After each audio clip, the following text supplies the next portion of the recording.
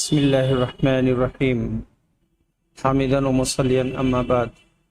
ناظرین السلام علیکم ورحمۃ اللہ وبرکاتہ۔ باب بیع المزایدہ۔ وقال عطا ادرکت الناس لا يرون بأسا ببیع المغانم فیما یزید۔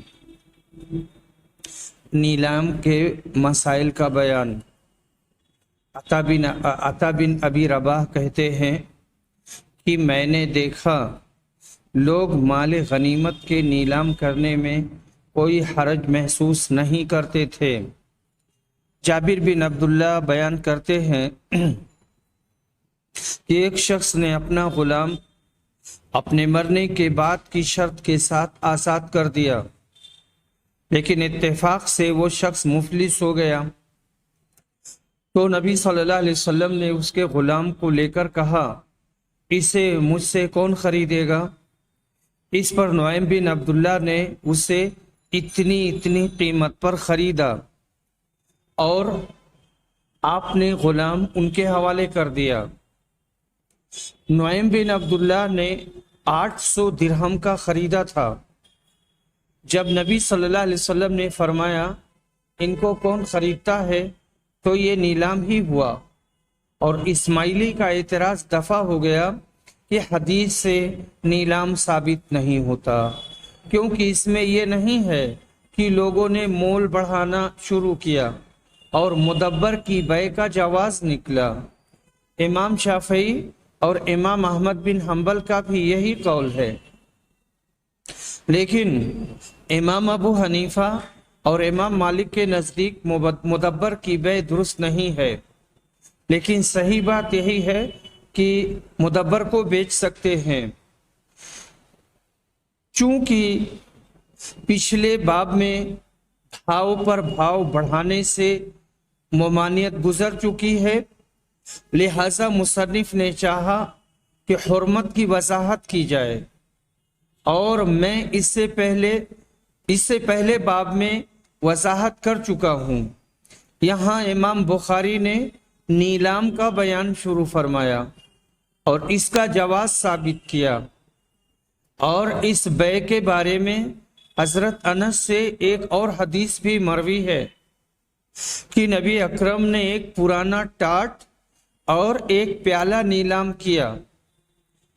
ایک آدمی نے ان کی بولی 1 درہم لگائی، آپ کے دوبارہ اعلان پر دوسرے آدمی نے 2 درہموں کی بولی لگائی اور آپ نے ہر 2 چیزیں اس کو دے دیں۔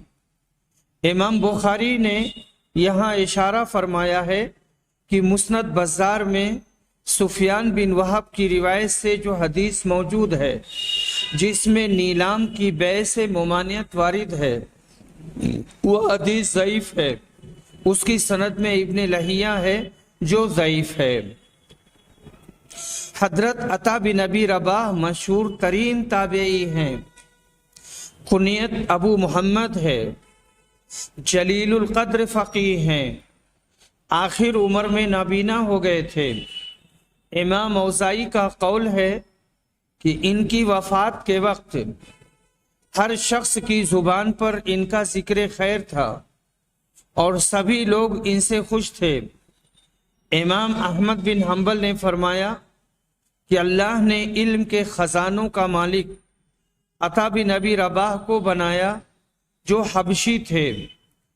علم اللہ کی دین ہے، جسے چاہے وہ دے دے۔ سلمہ بن کہیل نے کہا، عطا، طاؤس، مجاہد وہ بزرگ ہیں جن کے علم کی غرض و غایت صرف اللہ کی ذات تھی۔ 88 سال کی عمر میں سن 115 ہجری میں وفات پائی رحمہ اللہ۔ یہ حدیث نمبر 2141 ہے اور متفق علیہ ہے۔ باب النجس۔ نجس یعنی دھوکہ دینے کے لیے قیمت بڑھانا۔ ومن قال لا يجوز ذلك البيع، اور اس کی رائے کا بیان جس کا یہ کہنا ہے کہ یہ بیع جائز نہیں ہے، اور ابن ابی اوفا کا کہنا ہے کہ ناجش سود خور اور خائن ہے اور نجس فریب ہے، خلاف شرع بالکل درست نہیں۔ نبی اکرم صلی اللہ علیہ وسلم نے فرمایا فریب دوزخ میں لے جائے گا، اور جو شخص ایسا کام کرے جس کا حکم ہم نے نہیں دیا ہے تو وہ مردود ہے، مقبول نہیں ہے۔ دھوکے کی بے حرام ہے، جیسے پرندہ ہوا میں اڑ رہا ہے یا مچھلی دریا میں ہے یا ہرن جنگل میں بھاگ رہا ہے، اس کو پکڑنے سے پہلے بیچ ڈالنا یہ خداع ہے اور یہ غرر ہے۔ اسی طرح اس غلام یا لونڈی کو جو بھاگ گیا ہو اور اسی میں داخل ہے بیع معدوم اور مجہول اور جس کی تسلیم پر قدرت نہیں۔ مجہول کی بیع یا معدوم جو ابھی وجود میں نہیں ہے، یا ایک ہی جس چیز کو آدمی حوالے نہیں کر سکتا، اسی کو یہاں تسلیم کی قدرت کہا گیا ہے، حوالے نہیں کر سکتے۔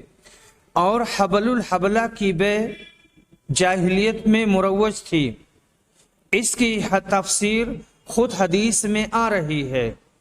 باب کی حدیث میں دھوکے کی بیع کا ذکر نہیں ہے، مگر امام بخاری رحمہ اللہ نے اس کو حبل الحبلہ کی ممانعت سے نکال لیا، اس لیے کہ وہ بھی دھوکے کی ایک قسم ہے۔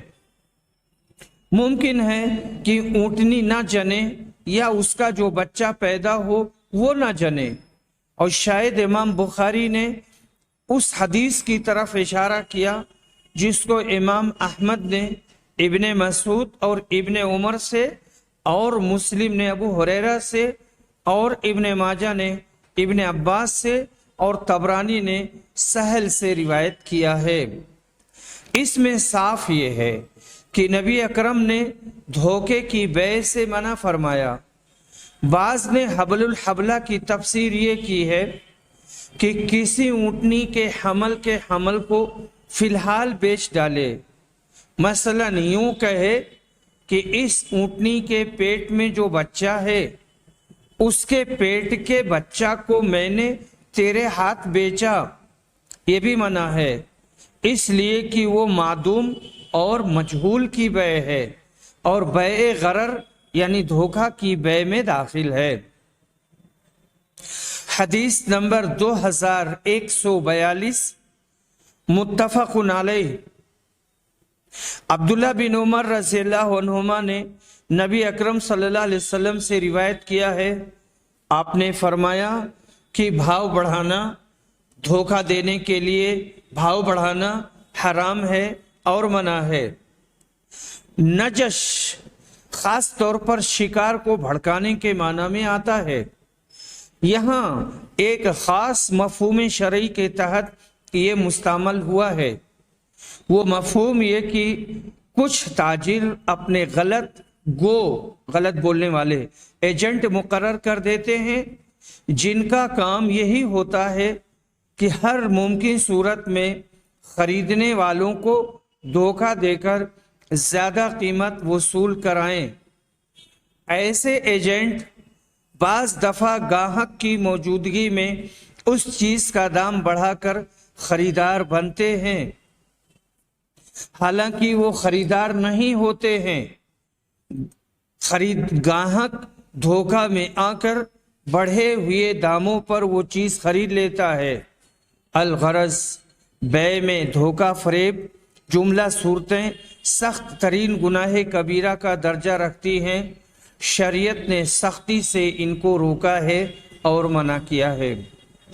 باب بیع الغرر وحبل الحبل، دھوکے کی بیع اور حمل کی بیع کا بیان۔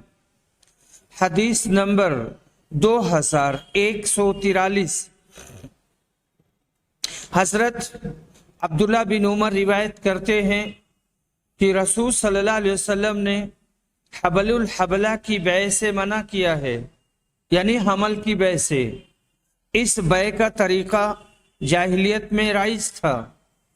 ایک شخص ایک اونٹ یا اونٹنی خریدتا اور قیمت دینے کی میعاد یہ مقرر کرتا کہ ایک اونٹنی جنے، پھر اس کے پیٹ کی اونٹنی بڑی ہو کر بچہ دے اور وہ جنے۔ اسلام سے پہلے عرب میں یہ دستور بھی تھا کہ حاملہ اونٹنی کے حمل کو بیچ دیا جاتا۔ اس بیع کو دھوکے کی بیع قرار دے کر منع کیا گیا۔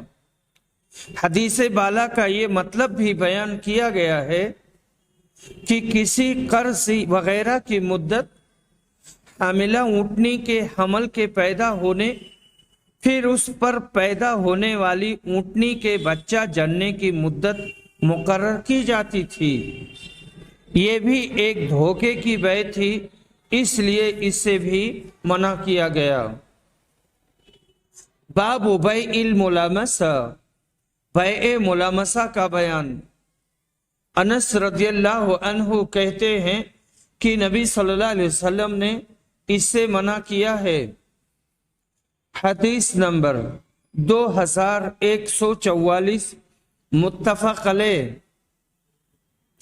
ابو سعید خدری روایت کرتے ہیں کہ رسول صلی اللہ علیہ وسلم نے منابزہ سے منع کیا ہے، اور منابزہ یہ ہے کہ آدمی بیچنے کے لیے اپنا کپڑا اور دوسرے شخص کی طرف جو خریدار ہوتا پھینکتا، اور اس سے پہلے کہ وہ اسے الٹے پلٹے یا اس کی طرف دیکھے، صرف پھینک دینے کی وجہ سے وہ بیع لازم ہو جاتی تھی۔ اسی طرح نبی صلی اللہ علیہ وسلم نے بیع ملامسہ سے بھی منع فرمایا۔ اس کا طریقہ یہ تھا کہ خریدنے والا کپڑے کو بغیر دیکھے صرف اسے چھو دیتا، اور اسی سے بیع لازم ہو جاتی تھی، اسے بھی دھوکہ کی بیع قرار دیا گیا۔ حدیث نمبر 2145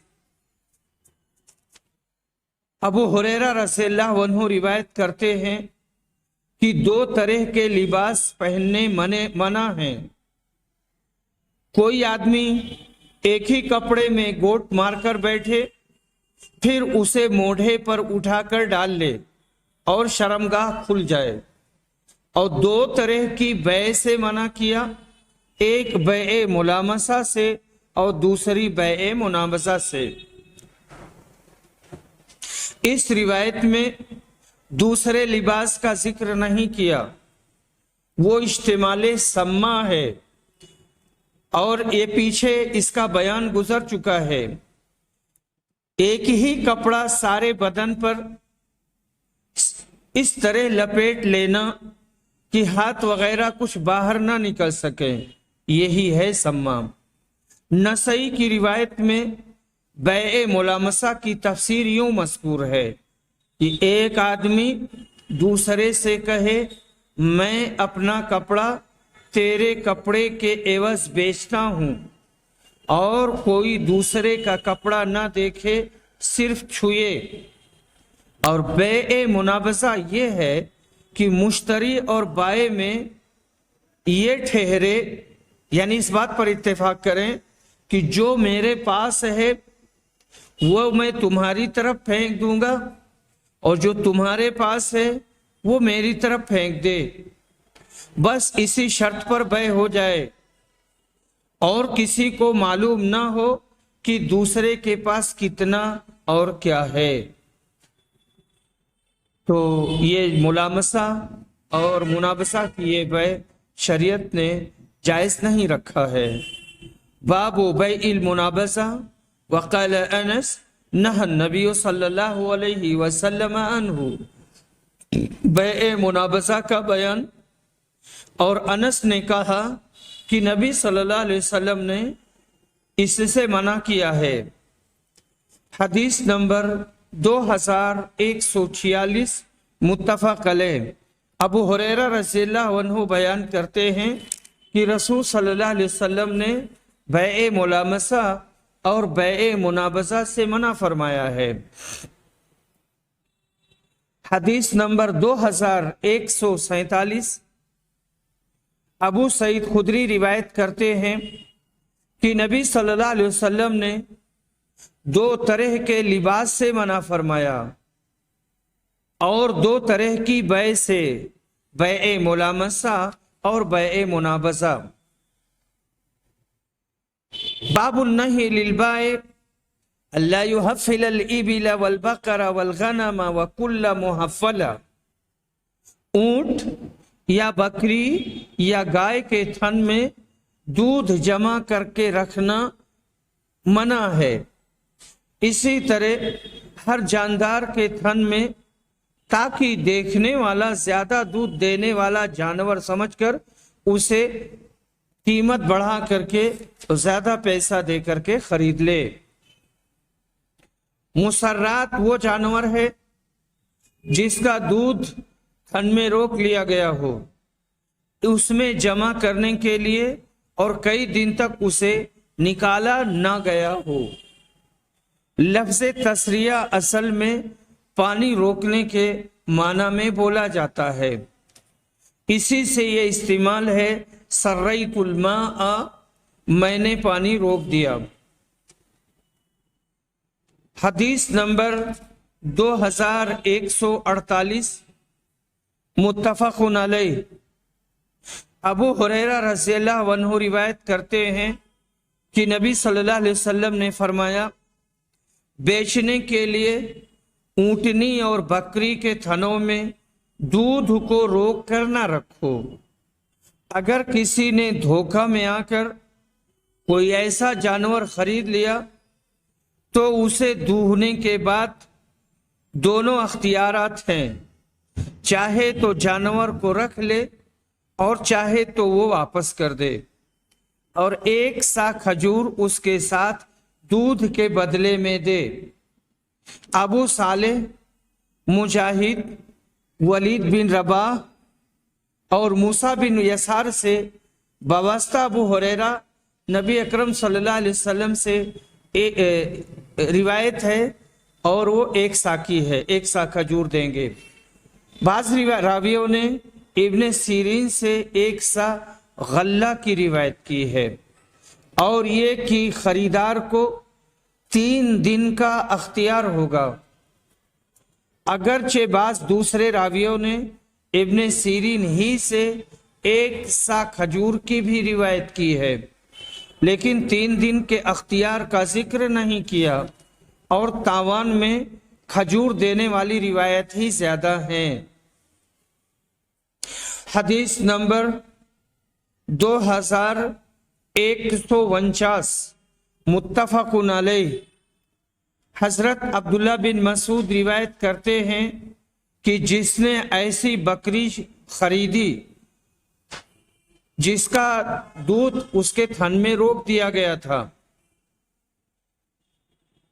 اور اسے واپس کرنا ہے، وہ چاہتا ہے کہ اسے واپس کر دے، تو اصل مالک کو اس کے ساتھ 1 سا بھی دے۔ اور نبی صلی اللہ علیہ وسلم نے قافلہ والوں سے جو مال بیچنے کو آئیں اور مال لے کر کے آئیں، ان کے آگے بڑھ کر کے خریدنے سے روکا ہے اور منع کیا ہے۔ یہاں کہنا یہ ہے کہ نبی صلی اللہ علیہ وسلم نے تلقی البیوع سے منع کیا ہے کہ دیہات سے اور گاؤں سے لوگ غلہ وغیرہ لے کر آتے ہیں شہر میں بیچنے کے لیے، تو لوگ باہر جا کر کے غلہ نہ خریدیں، کیونکہ ان کو اصلی قیمت ابھی نہیں معلوم ہے، ان کو بازار میں اترنے دیں، اس کے بعد میں ان سے خریداری کی جائے۔ حدیث نمبر 2150، ابو ہریرہ رضی اللہ عنہ روایت کرتے ہیں کہ رسول اکرم صلی اللہ علیہ وسلم نے فرمایا، تجارتی قافلوں کی پیشوائی ان کا سامان شہر پہنچنے سے پہلے ہی خریدنے کی غرض سے نہ کرو۔ ایک شخص کسی دوسرے کی بیع پر بیع نہ کرے، اور کوئی نج سے نہ کرے اور قیمت نہ بڑھائے، اور کوئی شہری بدوی کا مال نہ بیچے، اور بکری کے تھن میں دودھ نہ روکو، لیکن اگر اس آخری صورت میں جانور خرید لے تو اسے دوہنے کے بعد دونوں طرح کے اختیارات ہیں۔ اگر وہ اس بیع پر راضی ہے تو جانور کو روک سکتا ہے، اور اگر وہ راضی نہیں تو ایک سا کھجور اس کے ساتھ دے کر کے اسے واپس کرے، چونکہ اس نے دودھ کا استعمال کیا ہے۔ ممکن ہے 1 دن 2 دن 3 دن، تو ایسی صورت میں وہ 1 سا کھجور دے، اور 1 سا کی تعین کر دی گئی تاکہ اختلاف نہ رہے۔ جس نے بیچا ہے وہ کہے گا کہ میری بکری، میری گائے، میری بھینس، اونٹنی اتنا دودھ دیتی تھی، تو اگر 2 دن تک رہی ہے تو 4 وقت اس کو دوہا ہوگا، تو اس کے اتنے لیٹر بن جائیں گے۔ یہ سب نہیں کرنا ہے، سیدھے 1 سا واپس کریں گے۔ کیوں؟ اس لیے کہ نبی صلی اللہ علیہ وسلم نے حسم نیزہ یعنی جھگڑا کو کاٹنے اور ختم کرنے کے لیے اسے طے کر دیا ہے۔ باب ان شاء رد المسرات وفی حلبتها صاع من تمر، اس مسئلے کا بیان کہ اگر خریدار چاہے تو مسرات کو واپس کر سکتا ہے، لیکن اس کے دودھ کے بدلے میں جو خریدار نے استعمال کیا ہے 1 سا کھجور دے۔ حدیث نمبر 2151۔ عبد الرحمن بن زید کے غلام ثابت نے انہیں بتایا کہ انہوں نے ابو ہریرہ کو یہ کہتے سنا کہ رسول صلی اللہ علیہ وسلم نے فرمایا، جس شخص نے مسرات بکری خریدی، تسریہ شدہ بکری خریدی اور اسے دوہا، تو اگر وہ اس معاملہ پر راضی ہے تو اسے اپنے لیے روک لے، اور اگر راضی نہیں ہے تو واپس کر دے اور اس کے دودھ کے بدلہ میں 1 سا کھجور دے دے۔ 1 سا متعین کر دیا رسول اکرم صلی اللہ علیہ وسلم نے تاکہ اختلاف نہ ہو۔ باب بیع العبد الزانی، وقال شریح ان شاء رد من الزنا، زانی غلام کی بیع کا بیان۔ قاضی شریح نے کہا اگر خریدار چاہے تو زنا کے عیب کی وجہ سے ایسے لونڈی غلام کو پھیر سکتا ہے اور واپس کر سکتا ہے، کیونکہ یہ بھی ایک عیب ہے۔ شریح کی روایت کو سعید بن منصور نے موصولاً روایت کیا ہے۔ باب کی حدیث میں گو غلام کا ذکر نہیں، مگر امام بخاری نے غلام کو لونڈی پر قیاس کیا، اور حنفیہ کے نزدیک لونڈی زنا سے پھیری جا سکتی ہے لیکن غلام نہیں پھیرا جا سکتا، حالانکہ دونوں کا جرم تو ایک ہی ہے، ایک ہی نوعیت کا ہے۔ حدیث نمبر 2152، متفق علیہ۔ ابو ہریرہ رضی اللہ عنہ روایت کرتے ہیں کہ رسول صلی اللہ علیہ وسلم نے فرمایا، جب کوئی باندی زنا کرے اور اس کے زنا کا ثبوت شرعی مل جائے تو اسے کوڑے لگوائے، پھر اس کو لعنت ملامت نہ کرے۔ اس کے بعد اگر پھر وہ زنا کرے تو پھر کوڑے لگوائے اور لعنت ملامت نہ کرے، پھر اگر تیسری مرتبہ بھی زنا کرے تو اسے بیچ دے، چاہے بال کی ایک رسی ہی کے بدلے میں۔ حدیث نمبر 2153، 2154، متفق علیہ۔ ابو ہریرہ رضی اللہ عنہ روایت کرتے ہیں، ابو ہریرہ اور زید بن خالد روایت کرتے ہیں کہ رسول صلی اللہ علیہ وسلم سے پوچھا گیا کہ اگر کوئی غیر شادی شدہ لونڈی زنا کرے تو اس کا کیا حکم ہے؟ آپ نے فرمایا اسے کوڑے لگاؤ، اگر پھر زنا کرے تو پھر کوڑے لگاؤ، پھر بھی اگر زنا کرے تو اسے بیچ دو अगरचे एक रस्सी ही के बदले में वो फरोख्त हो।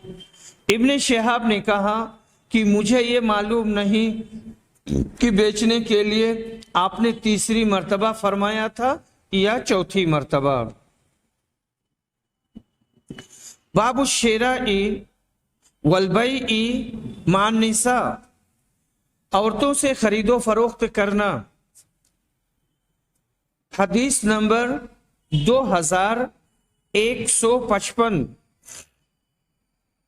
उर्वा बिन जुबैर कहते हैं कि आयशा रज़ी अल्लाह अन्हा ने फरमाया कि रसूल सल्लल्लाहु अलैहि वसल्लम तशरीफ लाए तो मैंने आपसे बरीरा के खरीदने का जिक्र किया। आपने कहा तुम खरीद कर आजाद कर दो, वला तो उसी की होती है जो आजाद करे। फिर आप मिंबर पर तशरीफ लाए और कहा अम्मा बाद, यानी खुतबा वगैरह पढ़ने के बाद, लोगों को क्या हो गया है कि खरीदो फरोख्त में ऐसी शर्तें लगाते हैं जिनकी कोई असल किताबुल्लाह में नहीं है। जो शख्स भी कोई ऐसी शर्त लगाएगा जिसकी असल किताबुल्लाह में ना हो, वो शर्त बातिल होगी, चाहे 100 शर्तें क्यों ना हो, क्योंकि अल्लाह ही की शर्त हक और मजबूत है और उसी का एतबार होगा। हदीस नंबर 2156। हजरत आयशा रज़ियल्लाहु अन्हा कहती हैं कि बरीरा की कीमत, हजरत आयशा रज़ियल्लाहु अन्हा बरीरा की कीमत लगा रही थी ताकि उन्हें खरीद कर आजाद कर दें कि नबी सल्लल्लाहु अलैहि वसल्लम नमाज के लिए मस्जिद में तशरीफ ले गए। फिर जब आप तशरीफ लाए तो आयशा ने कहा कि बरीरा के मालिकों ने तो अपने लिए वला की शर्त के बगैर उन्हें बेचने से इनकार कर दिया है। तो इस पर नबी सल्लल्लाहु अलैहि वसल्लम ने कहा वला तो उसी की होती है जो आजाद करे। मैंने नाफे से पूछा कि बरीरा के शौहर आजाद थे या गुलाम, तो उन्होंने कहा कि मुझे मालूम नहीं। वैसे हजरत बरीरा के शौहर गुलाम थे और ये जब आज़ाद हो गई, हजरत आयशा ने उनका पैसा दे दिया और ये आज़ाद हो गई, तो नबी सल्लल्लाहु अलैहि वसल्लम चाहते थे कि ये उनके साथ रहें, पर इन्होंने कबूल नहीं किया। इन्होंने पूछा था कि ये आपका हुक्म है, कहा नहीं मेरा मशवरा है, तब उन्होंने इनकार कर दिया। बाबुन हल यबीउ हादिरुन लिबाद बगैर अजरिन वहल युईनुहु औ यंसहुहु। क्या कोई शहरी किसी देहाती का सामान किसी उजरत के बगैर बेच सकता है और क्या उसकी मदद या उसकी खैरख्वाही कर सकता है? और नबी सल्लल्लाहु अलैहि वसल्लम ने फरमाया था जब कोई शख्स अपने किसी भाई से खैरख्वाही चाहे तो उससे खैरख्वाहाना मामला करना चाहिए। अता ने इसकी इजाजत दी है। इमाम बुखारी रहमहुल्लाह का मतलब ये है कि हदीस में जो मुमानियत आई है कि बस्ती वाला बाहर वाले का माल ना बेचे, इसका मतलब ये है कि उससे उजरत लेकर ना बेचे। अगर बतौर इमदाद और खैरख्वाही के उसका माल बेच दे तो मना नहीं है, इसमें कोई कबाहत नहीं है, क्योंकि दूसरी हदीसों में मुसलमान की इमदाद और खैरख्वाही करने का हुक्म है और ये भी एक खैरख्वाही है। हदीस नंबर 2157। इस्माइल ये रिवायत करते हैं कैस से, इन्होंने इसे हजरत जरीर से सुना। वो कहते हैं कि मैंने रसूल सल्लल्लाहु अलैहि वसल्लम से इस बात की शहादत पर कि अल्लाह के सिवा कोई माबूद नहीं और मोहम्मद सल्लल्लाहु अलैहि वसल्लम अल्लाह के रसूल हैं और नमाज कायम करें और ज़कात देने और अपने मुकर्ररा अमीर की बात सुनने اور اس کی اطاعت کرنے پر اور ہر مسلمان کے ساتھ خیر خواہی کرنے کی بیعت کی تھی۔ اس میں کئی بڑے مسئلے آئے۔ ایک تو یہ کہ لا الہ الا اللہ محمد رسول اللہ کی گواہی دینا، یہ اقرار کرنا کہ اللہ کے علاوہ کوئی حقیقی معبود نہیں اور محمد صلی اللہ علیہ وسلم اللہ کے رسول ہیں۔ دوسری بات نماز قائم کرنا، تیسری بات زکوٰۃ دینا، چوتھی بات سمع و طاعت یعنی جو حاکم ہے اس کی باتوں کو سننا اور اس کو ماننا اور ہر مسلمان کے لیے خیر خواہی کرنا، اس پر انہوں نے بیعت کی تھی۔ یہ حدیث کتاب الایمان میں گزر چکی ہے، یہاں امام بخاری نے اس لیے نکالا اور اس وجہ سے روایت کی کہ جب ہر مسلمان کی خیر خواہی کا اس میں حکم ہے تو اگر بستی والا باہر والے کا مال بلا اجرت بیچ دے، اس کی خیر خواہی کرے تو ثواب ہوگا نہ کہ گناہ۔ اب اس حدیث کی تعویل یہ ہوگی، اب اس حدیث کی تعویل یہ ہوگی جس میں اس کی ممانعت آئی ہے کہ ممانعت اس صورت میں ہے جب اجرت لے کر ایسا کرے، مزدوری لے کر ایسا کرے اور بستی والوں کو نقصان پہنچانے اور اپنا فائدہ کرنے کی نیت ہو۔ یہ ظاہر ہے کہ انما الاعمال بالنیات، اور اگر محض خیر خواہی کے لیے ایسا کر رہا ہے تو جائز ہوگا۔ حدیث نمبر 2158 متفق علیہ، ابن عباس رضی اللہ عنہ روایت کرتے ہیں، کہتے ہیں کہ رسول صلی اللہ علیہ وسلم نے فرمایا، تجارتی قافلوں سے آگے جا کر نہ ملو، ان کو منڈی میں آنے دو، اور کوئی شہری کسی دیہاتی کا سامان نہ بیچے۔